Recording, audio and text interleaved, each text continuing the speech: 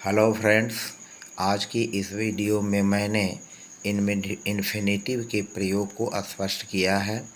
तो आप देख रहे हैं इस वीडियो के पार्ट 7 में इंग्लिश स्ट्रक्चर के अंतर्गत इन्फिनिटी के प्रयोग को। और इन्फिनिटी के प्रयोग में सबसे पहले सब्जेक्ट और प्लस वर्ब और प्लस टू और फिर क्रिया के फर्स्ट फॉर्म वर्ब V1 का लिया है। तो इस स्ट्रक्चर में जब हम सब्जेक्ट लिखेंगे प्लस मेन वर्ब लिखेंगे प्लस टू लगाएंगे और फिर वर्ब की फर्स्ट फॉर्म लगाएंगे तो इसमें subject plus verb plus infinitive का रूप होगा। और इस तरह के वाक्यों को हम अपने डे टू डे लाइफ में बोलते हैं, समझते हैं और विचारते हैं। तो इस तरह के वाक्यों को हम कैसे बोलेंगे आसानी से, इसको समझने के लिए हम सबसे पहले थोड़ी स्ट्रक्चर पर ही चर्चा कर लेते हैं। तो जो subject plus verb plus two plus verb V1 हुआ, उसका स्ट्रक्चर हुआ subject plus verb plus infinity. तो आइए हम एक एक करके वाक्यों को सीखते हैं। पहला वाक्य है वह जाना चाहता है। तो इसमें सब्जेक्ट है वह और मेन वर्ब है चाहता है और उसके बाद जो जाना है वह इन्फिनिटी है, तो इसके लिए हम टू गो का प्रयोग करेंगे। तो इस तरह से वह चाहता है जाना, तो इस तरह से सब्जेक्ट वह और चाहता है मेन वर्ब हो जाएगा और जाना टू गो। तो हमारा वाक्य बनेगा he wants to go. He wants to go, इसमें ही सब्जेक्ट हुआ, वांट्स मेन वर्ब हुआ और टू गो इन्फिनिटी हो जाएगा। अब हम दूसरे वाक्य पर चलते हैं। मेरी बहन जाना चाहेगी। इस वाक्य में मेरी बहन सब्जेक्ट है, चाहेगी मेन वर्ब है और जाना इन्फिनिटिव है।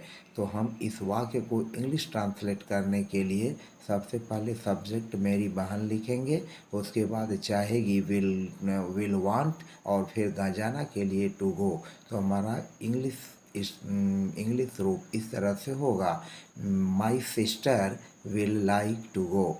माई sister will like to go. अब हम अगले वाक्य पर चलते हैं। अगला तीसरा वाक्य है उसका भाई विद्यालय से जाना चाहता था। उसका भाई विद्यालय से जाना चाहता था। तो इस वाक्य में सब्जेक्ट है उसका भाई और फिर चाहता था वांट्स और जाना होगा टू गो इन्फिनिटिव और विद्यालय से आप इज स्कूल। तो इसका इंग्लिश होगा his brother wanted to go from this school. हमारा अगला वाक्य है मैं खेलना चाहता हूँ। इसमें सब्जेक्ट है आई, मैं चाहता हूँ, वांट्स मेन वर्ब है और खेलना इन्फिनिटी है, तो इसके लिए हम टू प्ले का प्रयोग करेंगे। तो सब्जेक्ट आई हो जाएगा, वांट्स हो जाएगा मेन वर्ब और खेलना टू प्ले हो जाएगा। तो वाक्य बनेगा आई लाइक टू प्ले। हम इसको आई वांट टू प्ले भी लिख सकते हैं। तो आई लाइक टू प्ले हो जाएगा, आई लाइक टू प्ले। अब हम अगले पाँचवें वाक्य पर चलते हैं। मेरा भाई हवाई जहाज़ उड़ाना चाहता था। इस वाक्य में मेरा भाई सब्जेक्ट है, चाहता था मेन वर्ब है और उड़ाना इन्फिनिटिव है और हवाई जहाज़ अदर वर्ड्स में ऑब्जेक्ट का काम करेगा, तो हम एरोप्लेन कर लेंगे। तो मेरा भाई माई ब्रदर होगा और वांटेड चाहता था टू फ्लाई उड़ाना द एरोप्लेन। तो इस तरह से इस पूरे वाक्य की इंग्लिश स्ट्रक्चर होगी my brother wanted to fly the aeroplane. My brother wanted to fly the aeroplane. My brother wanted to fly the aeroplane. अब अगला छठा वाक्य है वह मेरी मदद करना भूल गया। इस वाक्य में वह सब्जेक्ट हुआ, भूल गया फॉरगॉट मेन वर्ब और मदद करना टू हेल्प और मी मेरी। तो इसकी इंग्लिश होगी he forgot to help me. He forgot to help me. He subject हुआ और फॉरगॉट मेन वर्ब हुआ, टू हेल्प इन्फिनिटिव होगा और मी ऑब्जेक्ट होगा। तो he forgot to help me. अब हम अगले सातवें वाक्य पर चलते हैं। उसने मेरी मदद करने का वचन दिया। इसमें उसने ही सब्जेक्ट है और फिर वचन दिया प्रॉमिस्ड मेन वर्ब है, मदद करना टू हेल्प हो गया इन्फिनिटिव का और मी मेरी हो जाएगा ऑब्जेक्ट। तो इस तरह से उसने मेरी मदद करने का वचन दिया। He promised to help me. He promised to help me. He promised to help me। और हम अपने अगले वाक्य आठवां वाक्य देखें। हमारी नीति कमज़ोरों की मदद करने की है। तो हमारी नीति कमज़ोरों की मदद करने की है, इसमें हमारी नीति सब्जेक्ट है। और फिर इसको देखते हैं।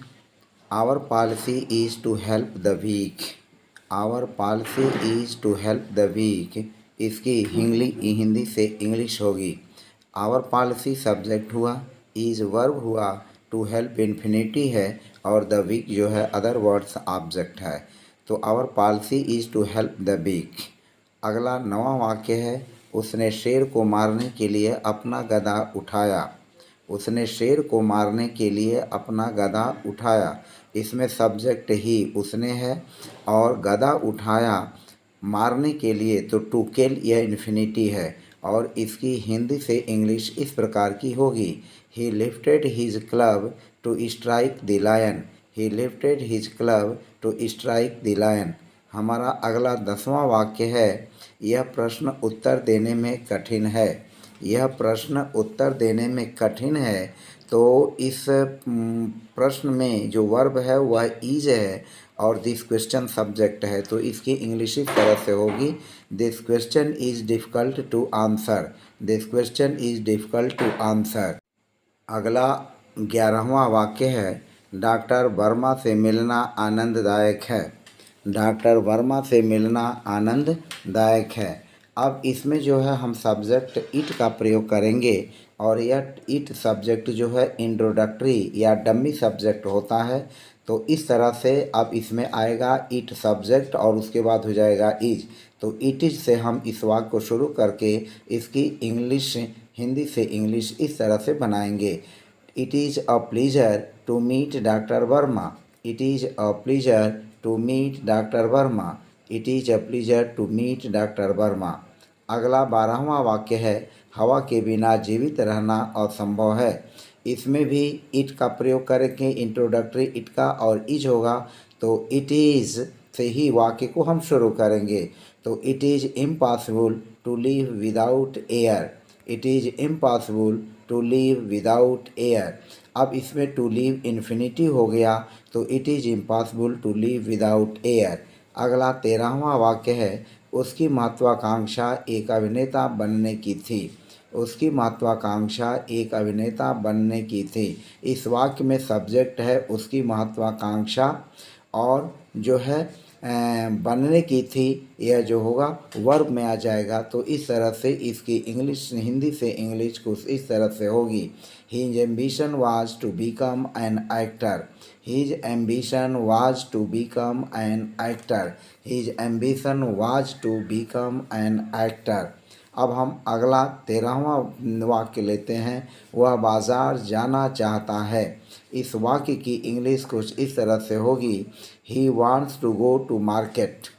इस वाक्य में ही सब्जेक्ट हुआ, वांट्स मेन वर्ब है, टू गो इन्फिनिटी है और टू मार्केट जो है हमारा अदर वर्ड्स में होगा। तो he wants to go to market. He wants to go to market. अगला 14वां वाक्य है। वह अपने भाई के साथ लखनऊ पढ़ने के लिए गया। अब इस वाक्य में वह सब्जेक्ट होगा, गया मेन वर्ब है और पढ़ने के लिए टू रीड यह इन्फिनिटी होगा। तो इसका इंग्लिश इस तरह से होगा। वह अपने भाई के साथ, तो he with his brother went to Lucknow to read. He with his brother went to Lucknow to read. अब हमारा अगला वाक्य है। हम जीने के लिए खाते हैं। हम जीने के लिए खाते हैं। तो इस वाक्य में सब्जेक्ट है हम और खाते हैं मेन वर्ब हो गया और जीने के लिए यह हमारा इन्फिनिटी होगा। तो इस तरह की इसकी इंग्लिश हिंदी से इंग्लिश इस तरह की होगी। We eat to live. We eat to live. इसका क्या होगा? We eat to live. तो इस तरह से आपने देखा कि हमने पार्ट 7 में इंग्लिश स्ट्रक्चर के अंतर्गत जो है हमने कुछ वाक्यों को एग्जाम्पल के माध्यम से आपको सब्जेक्ट और प्लस वर्ब और +2 और फिर प्लस इन्फिनिटी का यूज करके वाक्यों को बनाना, हिंदी से अंग्रेजी बनाना सीखा। मुझे उम्मीद है कि यह पूरा वीडियो आपको पसंद आया है और इसके लिए आपने वीडियो को पूरा गौर से देखा। वीडियो को बहुत ही ध्यानपूर्वक देखा बिना स्किप किए हुए, इसके लिए भी आप जो है बधाई के पात्र हैं। तो फिलहाल आज की वीडियो में बस इतना ही रहने देते हैं। अब हम अपने अगले वीडियो में कुछ इसी तरह के और वाक्यों को लेकर के इंग्लिश से हिंदी और हिंदी से English day to day life में बोले जाने वाले वाक्य जिनको हम जनरली केयर नहीं करते, उनको सीखने के लिए हम पुनः एक बार वीडियो को लेकर के आएंगे। तब तक के लिए आगे मेरे चैनल में बने रहिए और फिलहाल आज की वीडियो में बस इतना ही। धन्यवाद।